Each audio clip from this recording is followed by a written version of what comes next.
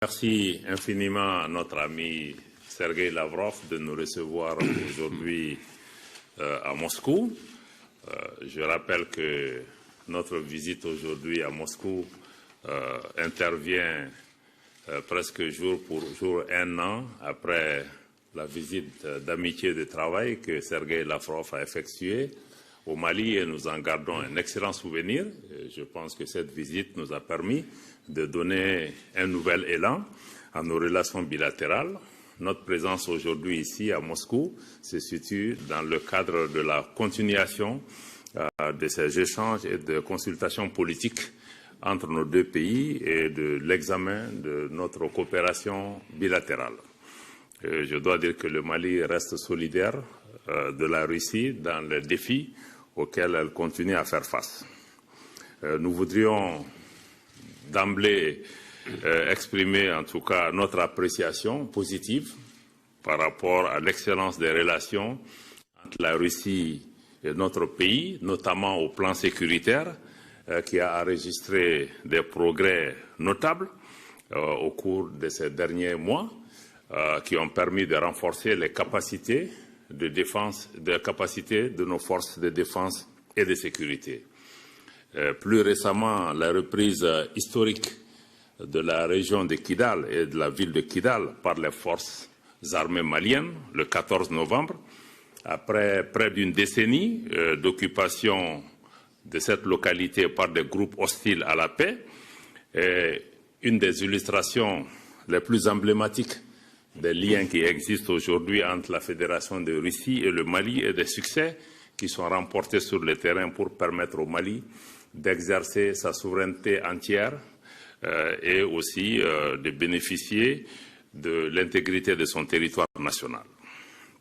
Je voudrais aussi me féliciter du niveau stratégique désormais des relations qui existent entre le Mali et la Fédération de Russie, et en particulier des relations d'amitié qui existent entre son Excellence le président Vladimir Poutine et son Excellence le colonel Assimi Goïta, président de la transition du Mali, qui a d'ailleurs réservé l'année dernière son premier déplacement en dehors de notre pays et pour pouvoir participer au sommet Russie-Afrique, au cours duquel ils ont pu échanger sur les voies et moyens de renforcer notre coopération tant sur le plan économique que sur le plan commercial et sécuritaire.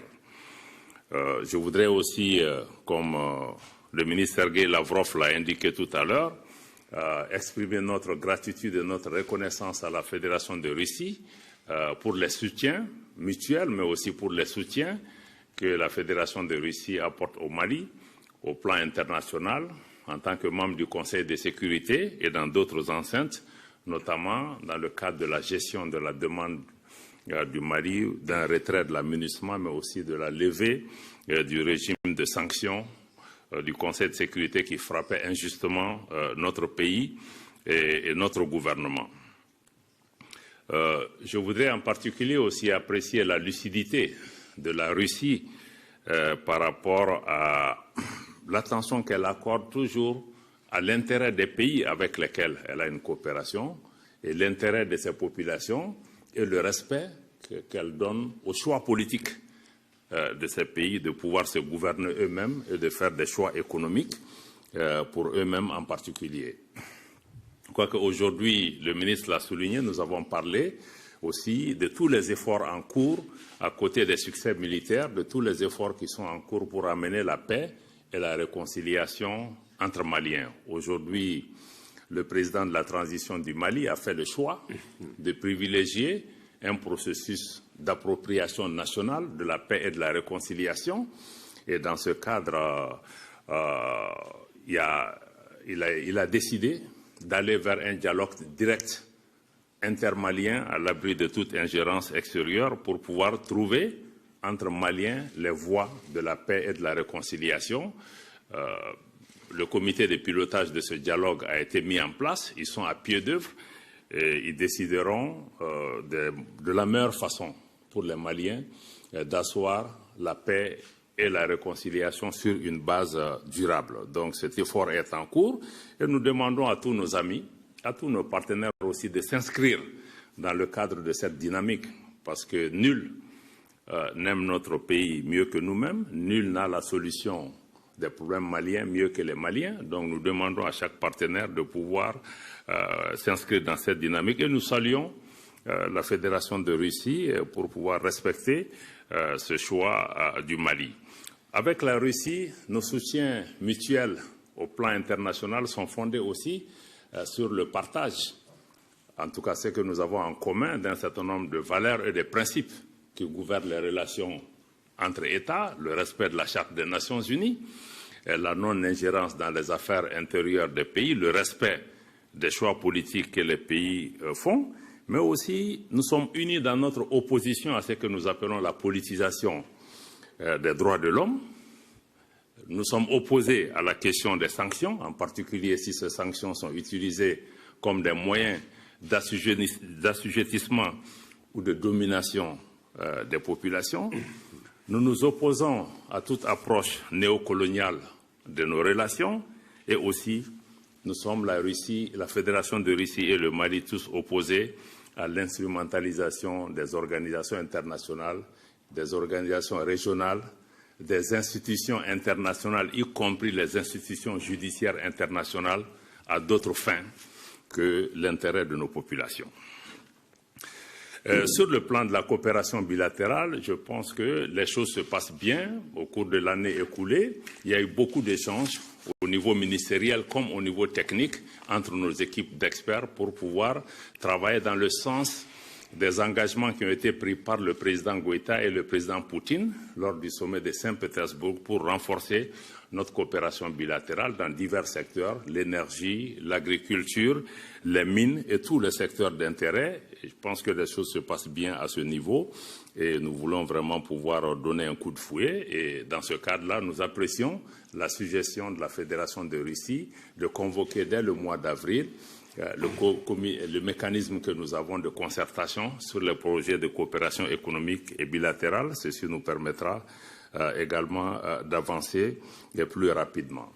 Sur le plan humanitaire, je dois encore une fois exprimer notre gratitude à la Fédération de Russie pour le soutien constant à l'Afrique et au Mali. Et dans ce cadre, rappeler que la Russie tient ses engagements. Sur le plan de l'assistance humanitaire et de l'aide humanitaire qui a été promise à notre pays, les choses se sont passées, se sont concrétisées. Et plus récemment, les livraisons d'engrais, de blé et même de gasoil sont effectives au niveau du Mali. Et je dois dire que ceci est un pas extrêmement important. Et sur le plan régional aussi, nous avons partagé avec le ministre Lavrov et les collègues russes les dynamiques qui sont en cours aujourd'hui dans notre région, qui sont marquées par l'affirmation de la souveraineté et aussi des choix politiques du Mali, du Burkina et du Niger, d'apporter une autre réponse à la façon dont nos pays peuvent désormais travailler pour renforcer la solidarité, la fraternité entre nous et mutualiser nos efforts, tant sur le plan sécuritaire que sur le plan économique. Je crois que ce sont des données qui sont aujourd'hui importantes pour nos pays. Naturellement, nous sommes conscients des liens inextricables que nous avons avec les pays voisins et les pays de la région qui sont tous des pays voisins et amis. Et avec les peuples de ces pays et les gouvernements de ces pays, je pense que nous avons un destin commun et nous allons continuer à œuvrer pour pouvoir maintenir un niveau appréciable d'interaction avec ces différents pays. C'est ce que je voulais dire en guise d'introduction, à remercier encore, à me féliciter en tout cas de la qualité de la discussion que nous avons eue avec nos amis de la Fédération de Russie. Nous avons noté un engagement de leur part de pouvoir continuer à œuvrer avec nous au plan bilatéral comme au plan multilatéral pour pouvoir faire en sorte que nos nations puissent être écoutées, que nos nations puissent être respectées, qu'on puisse mettre fin à ces politiques de 2 poids, 2 mesures en respectant la vie humaine partout où cela est nécessaire. Merci beaucoup. Переходим к вопросам агентства «Спутник». Passons aux questions. Agence Sputnik. Bonjour, Maria Balarova, agence internationale Sputnik Afrique. J'ai une question pour Monsieur le ministre Abdoulaye Diop. Votre Excellence, la CEDEAO vient d'annoncer la levée de sanctions contre le Mali, mais également contre le Niger et la Guinée. Comment évaluez-vous cette démarche de la CEDEAO? Peut-on affirmer que par cette démarche, la CEDEAO reconnaît l'échec de sa politique de sanctions et comptez-vous faire le retour au sein de cette organisation? Merci pour la question. Je dois dire que je ne veux pas commenter une décision qui a été prise par une organisation à laquelle le Mali n'appartient pas. Parce que vous le savez, le mois dernier, le Mali, le Burkina et le Niger ont saisi officiellement la CEDEAO pour indiquer qu'ils se retirent sans délai de cette organisation. Cette décision a été prise sur la base d'un certain nombre de constats. Parce que je rappelle que le Mali est pays fondateur de cette organisation, mais nous avons vu que progressivement, cette organisation est devenue un instrument entre les mains de certaines puissances qui cherchent à créer le désordre dans notre région et qui cherchent à utiliser nos institutions pour pouvoir créer des problèmes au pays, créer même une menace, parce que l'organisation a mis sur la table une menace d'agression militaire contre un de ses États membres, au moment où notre organisation, il y a un pacte de non-agression entre nous. Le Mali a été sous sanction pendant près de 8 mois, un pays enclavé, dont la population a été meurtrie. Nos institutions bancaires ont été utilisées, nos fonds ont été confisqués au niveau de ces banques. Le Niger a vécu la même situation. Le Mali s'est élevé contre le fait que nos institutions deviennent des armes contre nous-mêmes, nos populations et constituent une menace. Et par rapport à cela, nous n'allons pas continuer juste à dénoncer. Nous avons décidé d'apporter aussi une réponse géopolitique en nous mettant ensemble avec un certain nombre de pays avec lesquels nous partageons les mêmes réalités, mais aussi la même vision de solidarité entre les pays, d'établir des liens de fraternité et de respect mutuel et de nous mettre à l'abri des situations d'ingérence. Donc, je pense que c'est ce qui est important aujourd'hui à retenir dans le cadre de l'Alliance des États du Sahel. Nous travaillons pour réaliser ce que nous n'avons pas pu réaliser dans le cadre de la CEDEAO. Merci beaucoup. Merci. Телеканал Арти. Chaîne RT en français, Igor Koroshenko. Question à Sergei Lavrov. Monsieur Lavrov, vous avez déjà évoqué le fait que la Russie continue à accorder de l'aide humanitaire au Mali, notamment au niveau du blé, au niveau du gazole. Comment la Russie envisage d'aider le Mali à surmonter les problèmes sociaux et économiques? Deuxième question aux deux ministres. Je vais le poser en français, s'il vous plaît. La mission de maintien de paix de l'ONU a conclu son travail. Donc, comment pouvez-vous évaluer son travail qui a duré 10 ans? Et donc, quelles sont les perspectives de la coopération dans le domaine de défense entre les deux pays? Je vous remercie.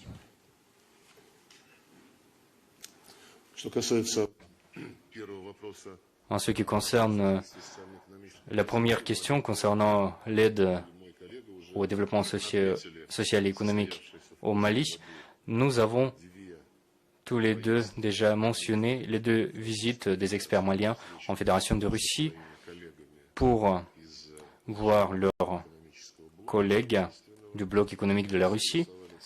Il a été convenu toute une série de secteurs où existe un intérêt mutuel de réaliser des projets. Un mémorandum a été signé, un mémorandum de coopération entre le ministère économique et le ministère du Commerce.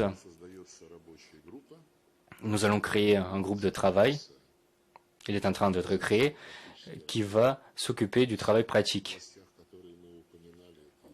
dans tous les secteurs mentionnés, l'énergie, l'agriculture, les ressources naturelles, le transport, le numérique, etc., etc.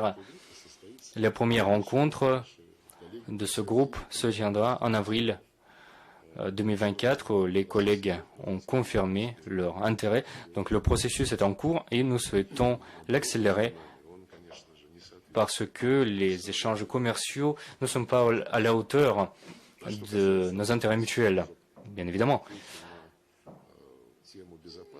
Au niveau sécuritaire, comme j'ai déjà dit, nous avons une bonne coopération au niveau militaire et militaro-technique et nous constatons que la capacité à se défendre du Mali est en train d'augmenter. Il y a la formation de cadres pour le Mali en Russie. Il y a également les livraisons de matériel russe au Mali.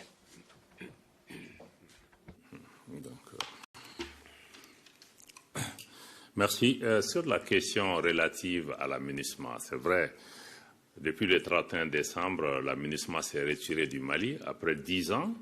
10 ans au cours desquels la mission n'a pas répondu aux attentes des populations maliennes. Mais en disant cela, je voudrais m'incliner devant la mémoire des personnes étrangères comme maliennes, civiles comme militaires, qui ont perdu la vie et qui se sont sacrifiées par rapport à cela. Malheureusement, la mission de maintien de la paix n'était pas adaptée parce que nous sommes dans une situation de menace et de guerre asymétrique, de présence de groupes terroristes, pour une mission qui est chargée de maintenir la paix, comme le secrétaire général des Nations Unies lui-même l'a reconnu, une mission qui est chargée de maintenir la paix là où il n'y a pas de paix à maintenir. Donc elle n'était pas adaptée. Donc des moyens importants ont été engagés pendant ces 10 dernières années qui n'ont pas produit le résultat.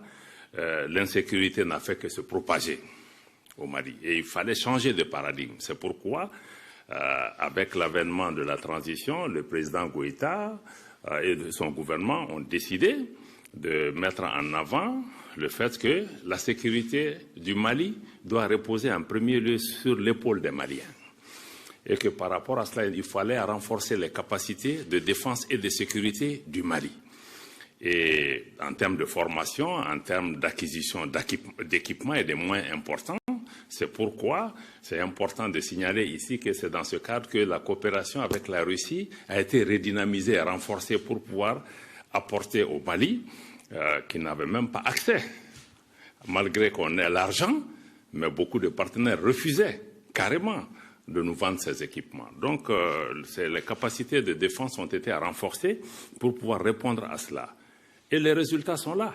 Parce qu'aujourd'hui, comme je l'ai indiqué, dans le cadre du processus de retrait de la MINUSMA, l'État malien a pris le contrôle de toutes les emprises qui étaient celles de la MINUSMA, mais aussi par emprise, il y a des localités qui n'étaient pas sous le contrôle de l'État malien. Et avec les capacités qui ont été acquises, l'État malien est aujourd'hui présent sur tout le territoire national. C'est qu'on n'a pas pu faire au cours des 10 dernières années. Maintenant, le défi, c'est de travailler à la paix et à la réconciliation entre Maliens, en ayant conscience que la seule réponse militaire n'apportera pas la solution, mais elle est nécessaire, elle est indispensable. Donc, je pense que ça, c'est vraiment un pas important qu'il faut saluer. Aujourd'hui, l'armée est en capacité, elle est en train de défendre son territoire, mais elle est aussi en train d'engager une coopération sécuritaire avec des pays voisins comme le Burkina et le Niger pour circonscrire cette menace. En termes de perspective, je pense qu'il faut continuer à renforcer cette coopération militaire avec la Russie, mais aussi avec beaucoup d'autres partenaires, comme la Chine, la Turquie et d'autres, qui travaillent avec nous et qui sont désireux de renforcer cette coopération sur le plan militaire. Et il y a aussi la formation. Nous saluons le fait que la Russie accepte aussi de recevoir beaucoup de nos militaires en formation ici. Mais à côté de cette coopération militaire, notre désir aussi, c'est de diversifier la coopération et aller vers une coopération économique et commerciale dans tous les secteurs, ce qui nous permettra de pouvoir travailler dans la durée pour avoir une relation, comme il l'a dit. Le volet sécuritaire est très en avance, mais comment élever la coopération économique et commerciale à la hauteur de ces bonnes relations sur le plan sécuritaire et sur le plan politique. Je vous remercie. Спасибо.